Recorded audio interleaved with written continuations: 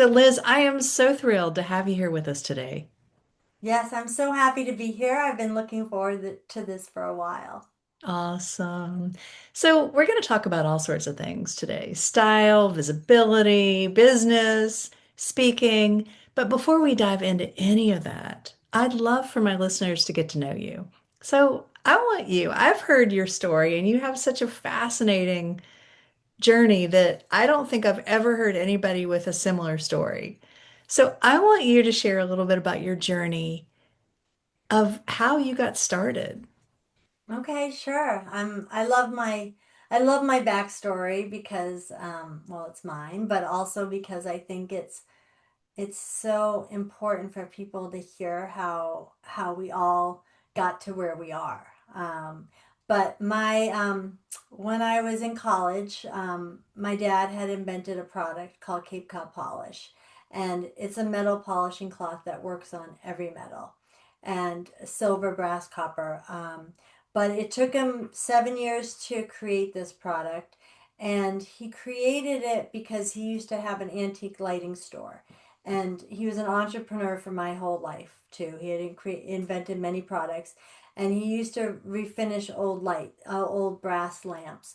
And so my summers on Cape Cod were spent polishing all these brass lamps, and all the products were gross and dirty and messy and smell bad. And so, like any entrepreneur, he said there has to be a better way. So took him 7 years by studying patents of other products. He'd travel every Monday on his day off to the Boston Public Library and study the patents of other products, because when you patent a product, it becomes public information. So he could read what was in these products.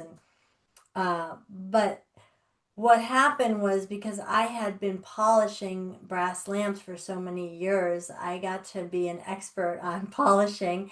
And so when he launched this product, I started in the office and then eventually decided I wanted to get out and start selling. So I started cold calling on hardware stores when I was 24, and walking in, asking to talk to the manager, and would try to demo the product. And when they had objections about, oh, we already sell, Never Dull or Simmerchrome or all these other polishes, I knew all these products. I had used them all, and I knew all the reasons why our product was better. And I truly believed our product was the best. And that made it so much easier to sell and to be able to handle those objections and to really share my passion about this product. And I never thought I would be excited about selling metal polish, but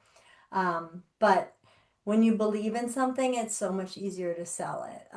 And I've been on home shopping and QVC multiple times selling the product, and that's a whole nother world that I don't recommend for most people. But yeah, and it really taught me that, I get to the point where I could pull up to a hardware store and just by the look of it know if this was a the right sort of store, the right customer, or the wrong customer. And usually I would be correct. And just the higher end stores did better with our product than the lower end stores. But it just showed that, knowing your customer, and not everyone is your customer, and finding the right people just makes it so much easier to sell. And such an easier sell when you're talking to the right people. Absolutely. I love that.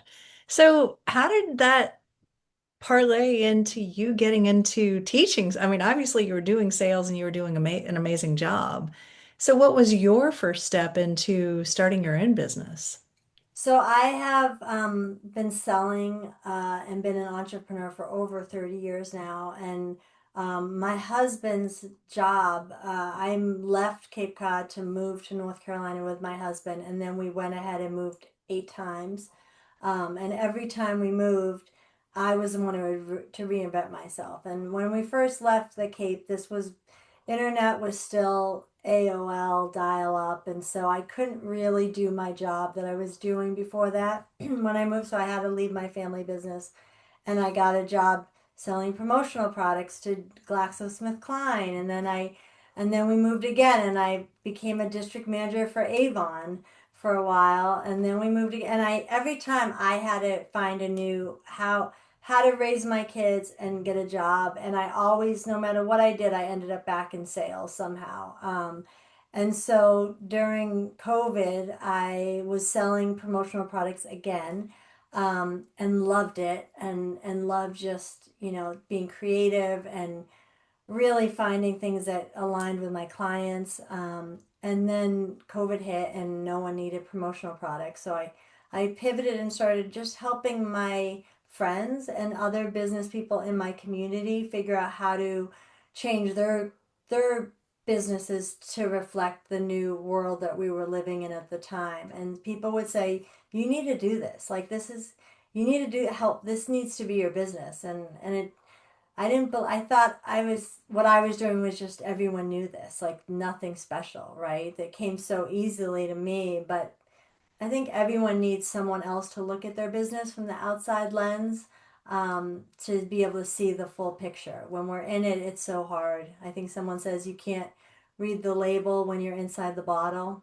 Hmm. So for me, and I love thinking outside the box and getting creative on how to grow our businesses without the usual way that everyone else is doing it. So I launched Sales Savvy in 2021, I think, and I love it. I mean, I love helping other businesses and really looking at ways to focus on the sales side, which most people think is icky. And my new talk is now called Sell with Ease, Not Sleaze. And it's about really just building relationships and being authentic in how we're doing our business and staying consistent with that too.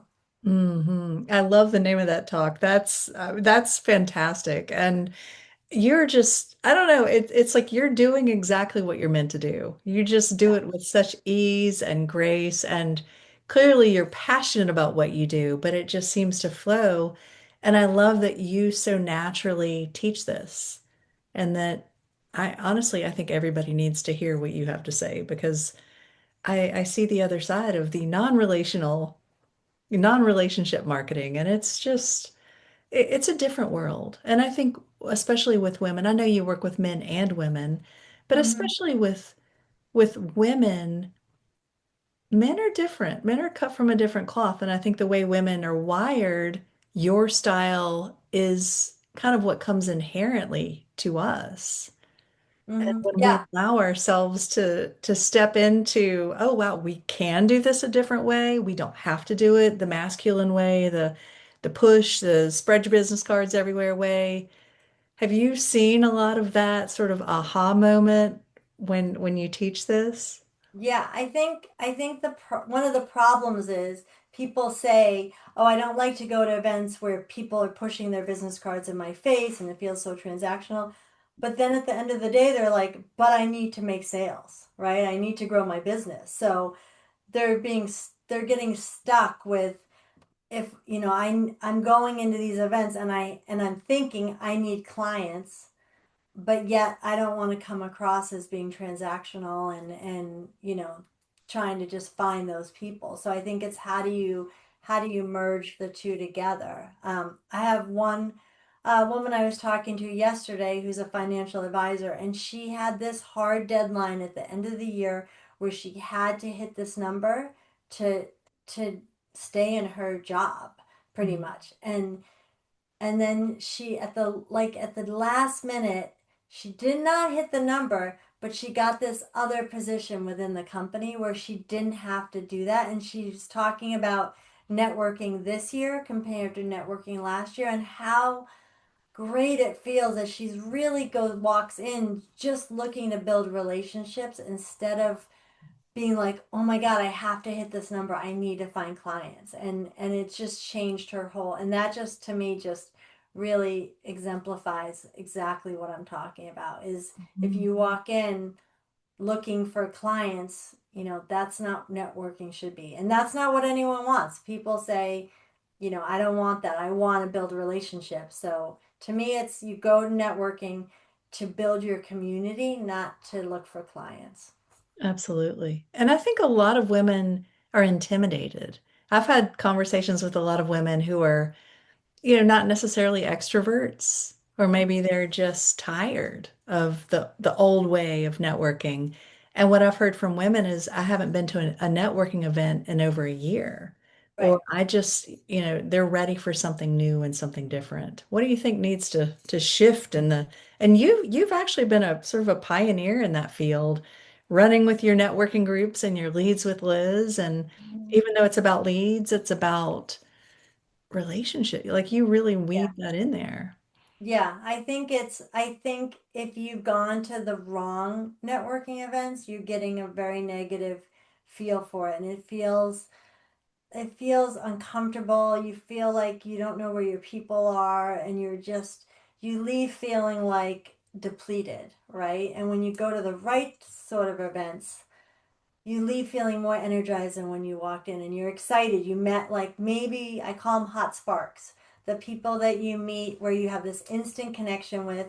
You don't care, or you don't know if they're going to be a client or a referral partner or a friend, or it doesn't matter. You just have this instant connection, and those are the people that you want to follow up with first. Those are the people you want to go have coffee with, and they might be your biggest cheerleaders. That might be their job. That's how you're connected, or it's someone that you can just go to another event with and know someone has your back, right? And they're going to talk about you when you're not in the room, or but it's those are the people that to me is the magic of networking, is finding the hot sparks, and then what are you doing with it, right? If you're just like, "Oh, I met this person, we talked for 20 minutes, but then I don't think she's ever going to be a client, so I'm not going to talk to her anymore. I'm not going to, I'm throwing her card away."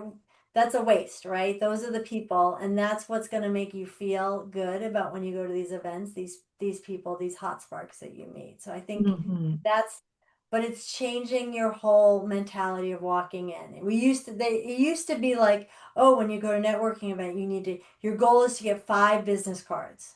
Like, that, what does that do? Like nothing. You're just walking around looking for who can you get a business card from, right? So it's really about, I think women especially want to do business with people that they like, know, and trust. And to do that, you really have to build a relationship with them. So in Absolutely. Leads with Liz this last week, one of the challenges I said was, don't find people you don't know. Find the people that you know, and I want you to go reach out, talk to them, go have a conversation and get to know them even better than you already do. So Mm.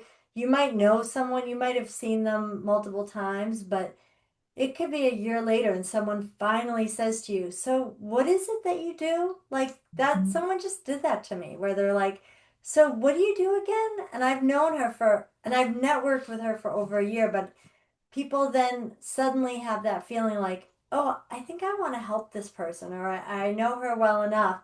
Let me get a clear on what she does so I can talk about her now." Right? Hmm. But you think everyone knows what we do, but everyone's busy. They have their own lives going on. So I think it takes time, and you have to just keep showing up and being consistent.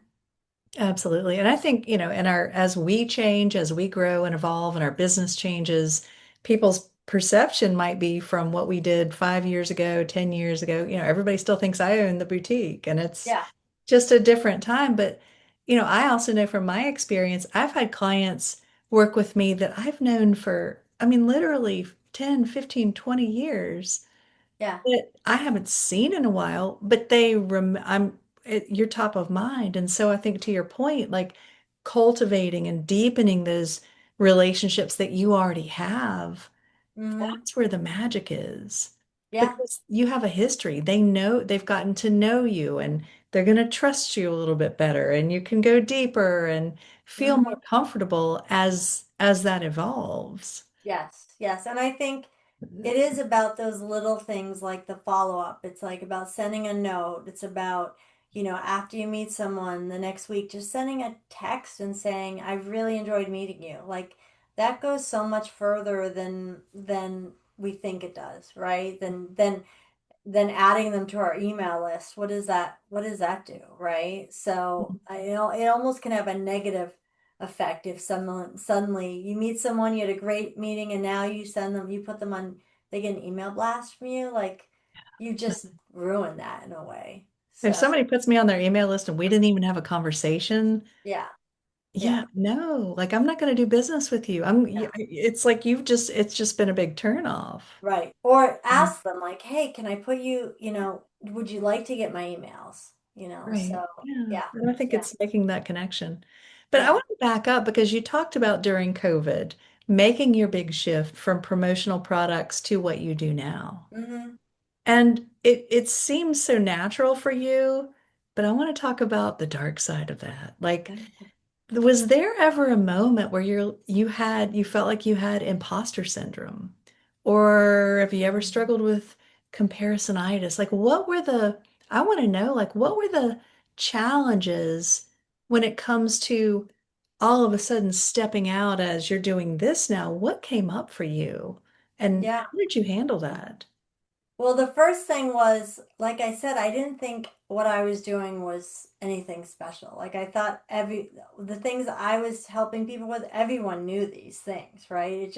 It came natural to me, and I thought everyone liked sales. I didn't know that they didn't. But I met someone while I was kind of starting to think about it, or I had a conversation with this man named Wolwin who lived in Apex, and we were on a panel together, and I connected with him, and we had a call, and we just had that instant hot spark. And he's just was a really good listener, and he was really good at taking what I said and giving it back to me. And so he was like, yeah, I think you need to do this. Like you need, because I was like, I'm thinking of doing, and he's like, yeah, that sounds, and so he started a YouTube channel for us called, and I named it Selling Success. And we would get on every 2 weeks. We did it for 2 years.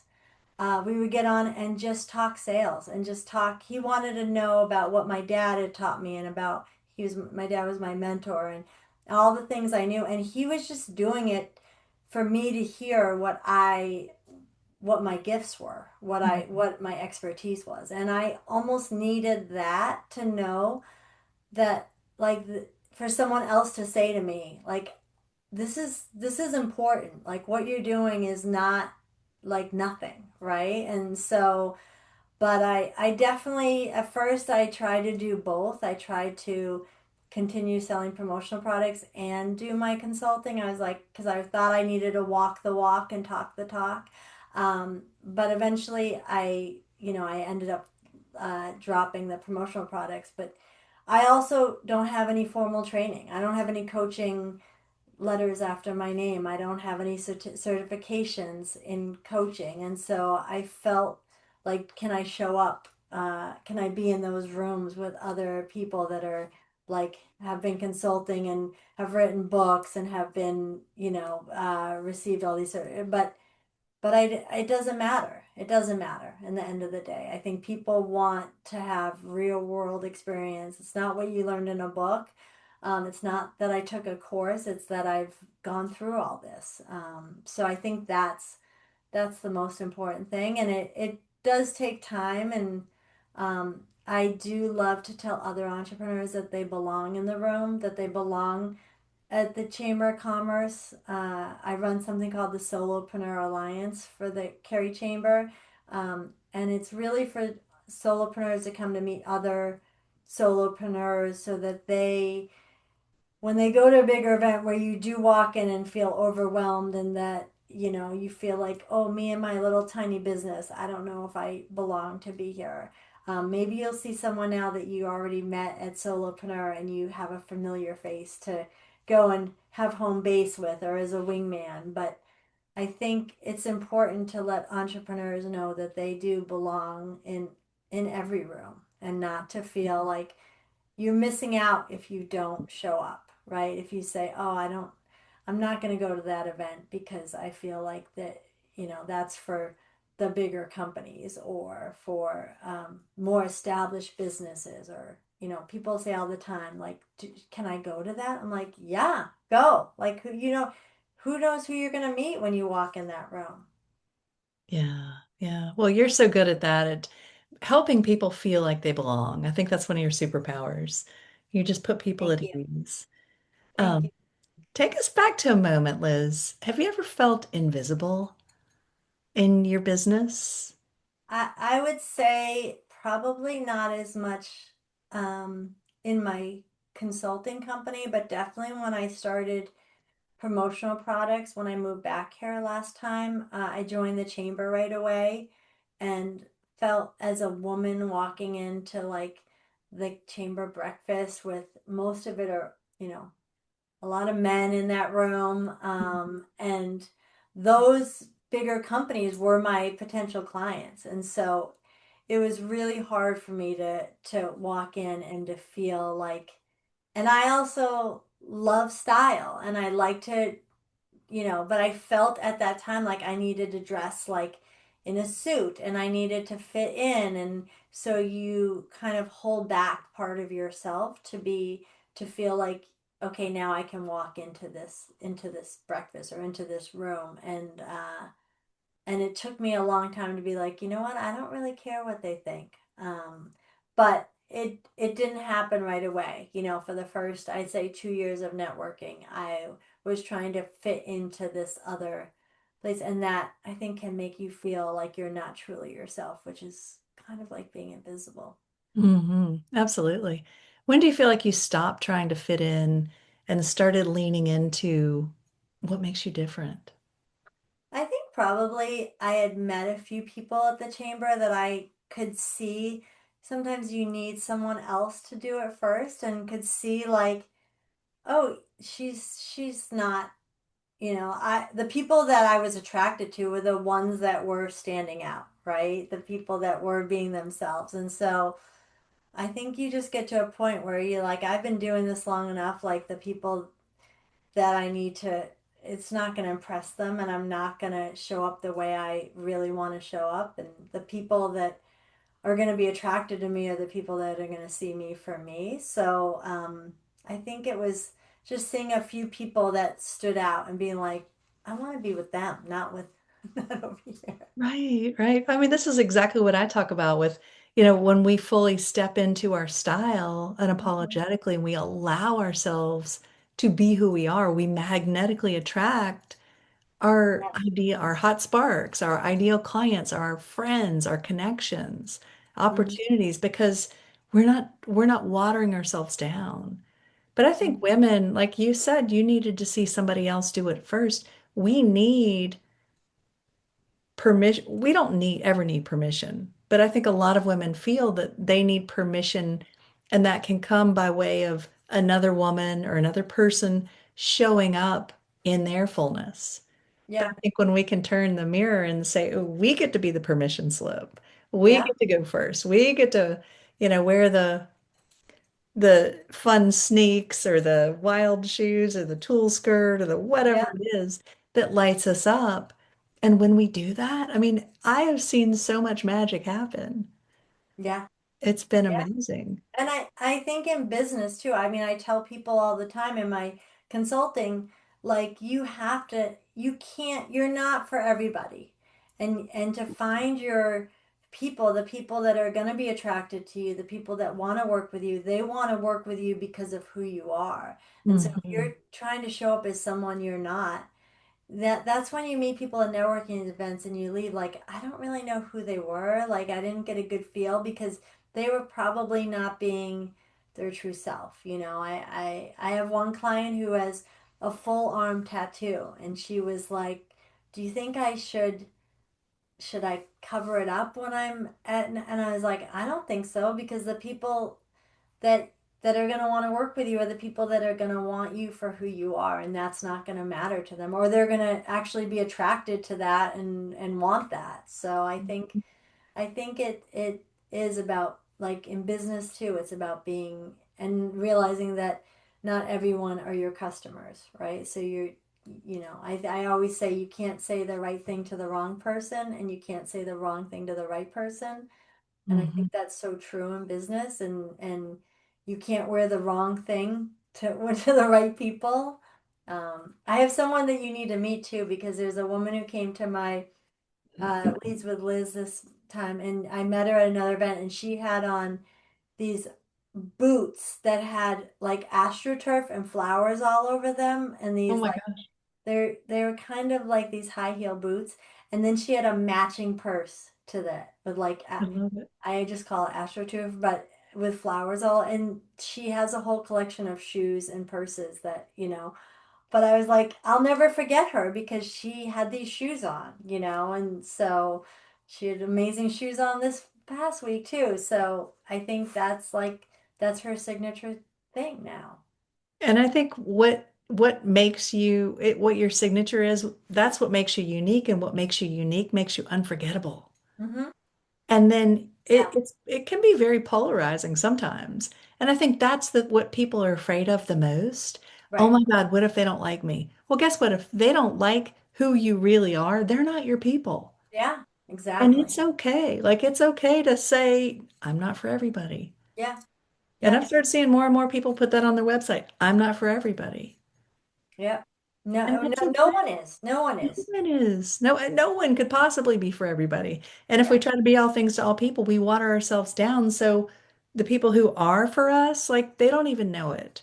yeah, They don't yeah. even know it. Yes. And I think when we step into who we truly are, whether it's by what we're saying or what we're wearing, like you show up as so confident and like you're going to attract people to you by, if you're trying to be invisible and hide in the corner, who wants to go and talk to that person, right? No. Compared to the person who's walking in feeling fabulous in their astroturf boots and like Their yeah, arm tattoo. yeah, I'm like those are the people I want to surround myself with. Exactly. Yeah.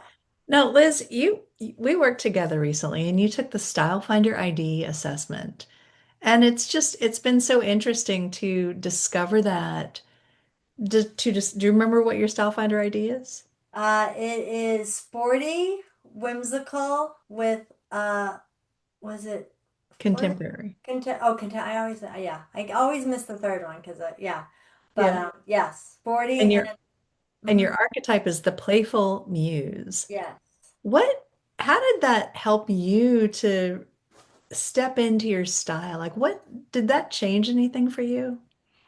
Well, it made it easier. Like I think last time we met and went through my closet, it made it easier to go shopping. Like I went shopping right after and was like, oh, I know exactly what I'm looking like when I would see things, I'd be like, oh yes, this fits or this doesn't. And and knowing what's in my closet already, what works and what I can add on to without having to start over.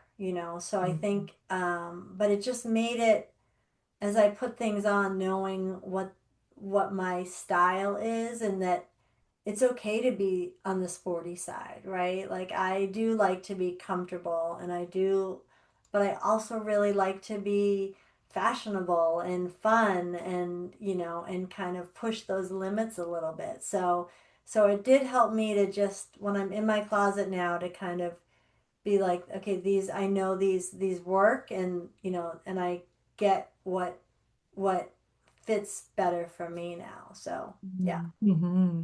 What changed for you in terms of like how you show up in your photographs and your Oh, I mean it especially for when you've come over and helped me with like specific outfits, like they're usually things I would never put together.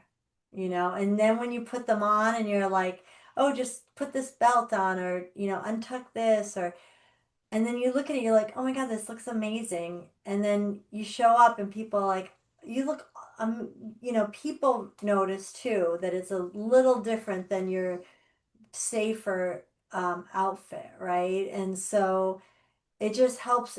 Like I feel amazing when I show up for the photos or the video, and knowing that I look good, like just gives me this extra confidence on camera that I think and uh, really can come through better than like worrying about like past photo shoots. Like I love this shirt. I'm gonna wear the shirt because I love this. And then it clashed with my colors. Like, why didn't I know that I can't wear Kelly green when I have teal in my in my logo, so colors I thought looked good, or they're too bright or too, like when you explained about prints and how to, we called it have the party on the bottom and not on the top. Like those things just resonated with me and they've stuck with me as I'm getting dressed. I love it. And it's been such a joy to see you like so elegantly step into your style and you're rocking your sneaks with your skirts and your just your accessories and how you put things together. And it's just been such a joy to see you really own it. Yes, I love it. I mean, yeah, I feel like it's really, like I said, it's really helped me to show up in a even in an elevated way than how I was showing up before. Yeah. Mm.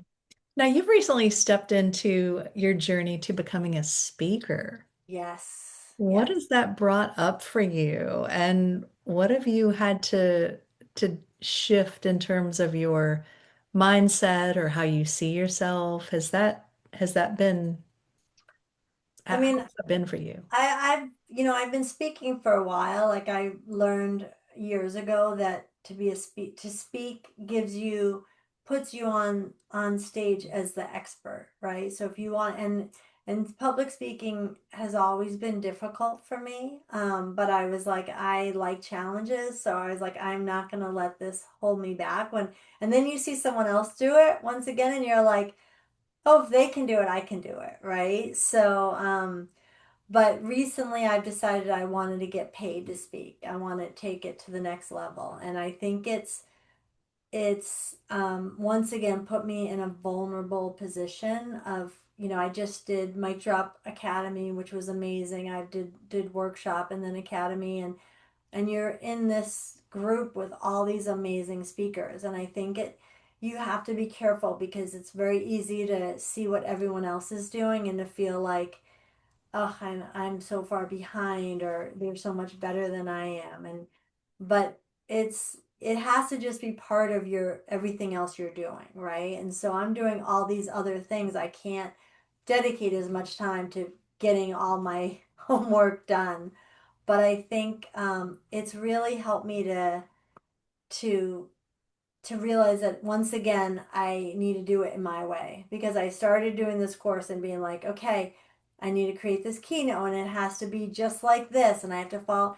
And I started and I did it. And then I was like, but that's not me. Like, that's not who I want to be. So I've rewritten this keynote slash workshop so many times because it has to evolve and you have to make sure it's true to you. So I feel like I'm on the verge of finishing it now, of where I really think I've figured out what I want it to be. But there's so many moments of doubt and like, I just think I don't need to do this. I'm going to continue with what I've already created. And but I hate and like pushing myself out of that comfort zone to do this. So Right, yeah, right. it's gonna be I'm excited for it, and I have a call actually tomorrow to do a workshop for a breakout session for a big conference in the fall. So we'll see. But yeah, and I just decided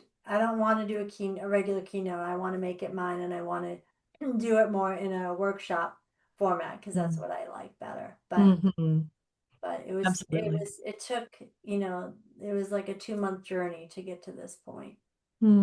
That's awesome. Well, I think it just especially when it comes to speaking, there's no one style or one way for Right, everybody.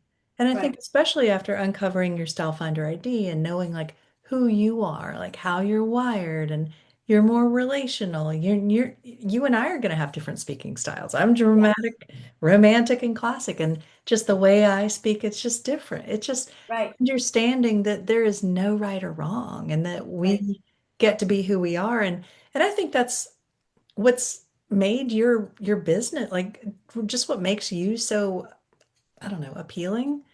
Hmm. It's how you do your business is who you are. Right. You're not Yes. trying, and sales, I mean, honestly, say sales, like sales can be really boring or really dry. You make it fun. Like you bring your style, Mhm. your energy, your playfulness. to what Hmm. you do, and you make it relatable. You make it not like this big scary thing. You make it fun. Yes, thank And I you. think Yeah. that's magic. Yes, thank you. And I think it's also about not making this huge like plan, like this is where I want to end up. It's about always kind of navigating and taking when you're kind of going downstream, letting you float a little bit or ride the wave, and then sometimes being like, okay, that's enough. Now we got Yeah. to paddle back up a little bit here, and it's been like it's about the journey is what I say about entrepreneurship. It's, where I started is not like where I am now is not where I thought I would be, but Mm, it's just embracing those things that make it fun and figuring out, what I thought I was going to have a YouTube channel. Now I'm told again that I need to do that, which I'm pushing back on, but Leads with Liz was supposed to be a YouTube channel. wow. And I was like, I hate being online. Why am I? And so I said, I want to meet in person and I want to just share tips about sales and have people network, and it's taken off, but it was just, it was not what it was supposed to be. But taking that minute to look at it out from the outside and be like, why am I doing this? Mm, I said 2 years ago, this is what I want to do, and it's taken me 2 years, and now I'm saying it's not what I want, and it's okay to to change. And yeah, yeah, for sure. Absolutely. And it's gonna change. And yeah, I think we try things and we realize that's not it and come back over here. But that's all part of the journey. yeah, exactly, exactly. Liz, for the woman listening who knows that she's meant for more, but she still feels invisible, what would you tell her? I would say that you can't just do one thing. You can't just go to one event. You can't just talk to one person and make these decisions, right? We have to go outside our comfort zone, but we have to show up as our true self and not be afraid of that someone's not going to like what we're saying or what we're doing, right? You need to figure out what that inner passion is. What do you really want to do, and how do you want to, do it, and surround yourself with the people that support what you're doing, and Absolutely. find that community, and that's going to change everything. So I think it's Mm, about getting out there, finding those organizations that do truly support you and support each other and are there for, like, especially as a woman, like I like networking with men, but there's just something different about networking in women's groups where you can walk in and just feel seen the minute you walk in. And someone can say to you, "Oh my God, I love your shoes," right? Or "I love what you did to your hair," or, "Are those new glasses?" Like, and that's all okay. And that's how we support each other, right? Is noticing each other and not feeling like, oh, I can't talk about her shoes because I'm at a networking event. Like, talk about her shoes. Like, just ask, where did you get those amazing yeah. AstroTurf boots? I need to know, right? So, When you're an entrepreneur, it's like it's business, it's personal, it's all of it. You bring all of yourself to yeah, the table. yes. And it's about the journey. And the journey, especially for sales, it doesn't happen overnight. So, I say give yourself grace and realize that, just you need to have consistency and stick with it and just keep showing up every day as your true self, and it's going to be little baby steps, but it's going to happen. Absolutely. Well said. Thank you. Liz, it has been so great to talk with you today. Is there anything else that you'd like to, any last parting thought or word of wisdom you'd like to share? I would just say that, having I would like to share that working with you, Michelle, um has been so has turned something like I like to get new photos done, but at the same time, I kind of get nervous and dread it at the same time. And working with you and with Bobby Vincent on my photos together, I call those pictures we did rock star pictures. And that was just such like a special day. And I could not have felt more amazing and seen, and I felt like a movie star. I felt like I was being treated, like being pampered in a way that I have never felt before in that kind of situation. So I just want to say thank you, and how, like, you don't think it's a big deal having someone else, look at your, but we need our community. We need the people in there to support us and to help us. We can't do this on our own. We need other people. So I say, you need someone to help you with, to take these photos. You need someone to help you to style you for these photos. I have a business coach now. I need coaches. I need people to energize me and to help me to be the best I can be. And we can't do this by ourselves. Absolutely, absolutely. Well, just know it was you've been such a joy to work with. And just Thank to you. see you thrive, like to see you as you are, like in your fullness, like that's the magic. Thank you. That's the magic. And I whatever you say, I'm like, okay, you told me to wear this, I'm gonna wear it. I'll I do love whatever it. you say. So I yeah, love it. it's been so fun. Well, it's so awesome. Liz, tell everybody how they can find you. LinkedIn is my favorite social media. So Liz Rossilli on LinkedIn, and then my website is Get Sales Savvy, and I'm getting ready to launch my mastermind too. So I'm That's excited for that. exciting. Yes. That's exciting. So, and I will be sure and drop all those links in the show notes. So make sure you reach out and connect with Liz because she is awesome. Thank Liz, you. thank you so much for being here. Thank you.